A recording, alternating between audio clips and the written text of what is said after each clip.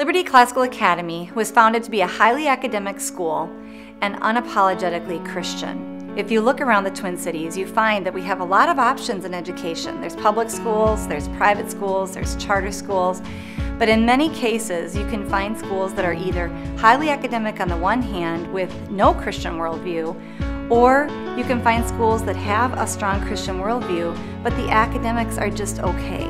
Well, at Liberty, we want to have the high academics on the one hand and the Christian worldview on the other, and we really strive to keep those in perfect balance. We do this through our 3 pillars. The first pillar is academic distinction. We want to become known as one of the top schools in the Twin Cities. The second pillar is classical tradition. This is the way we achieve our excellence in academics. The classical tradition has been around for centuries. Many of you have heard the term grammar schools. Grammar schools refer to elementary schools, and the reason for that is because there's 3 stages of learning. The grammar stage in the lower school, logic stage in the middle school, and rhetoric stage in the upper school. The grammar school is marked by kids, developmentally speaking, who memorize information easily. They're like sponges. So you take advantage of that and you teach them the basics of the different subject areas through songs, chants, rhymes, sound-offs, things that they really don't mind doing over and over. In fact, they enjoy it. If you come into our classrooms, you see that the kids are standing up, doing their songs and chants with smiles on their faces, often with actions, so they're moving around and having a great time. Then in the middle school years, we focus on the logic stage. Kids are cognitively speaking, becoming much more inquisitive. They want to know more about how and why, and they become much more argumentative.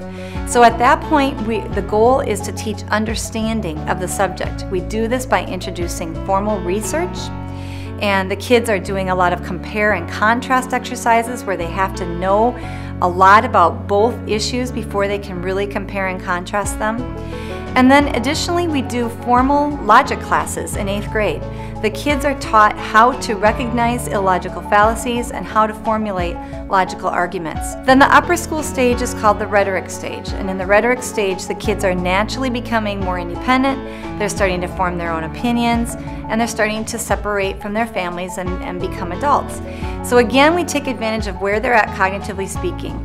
Now, not only do we want them to know the basics and then understand the topic well, but now we want them to analyze and synthesize that information and then be able to communicate it in an effective manner.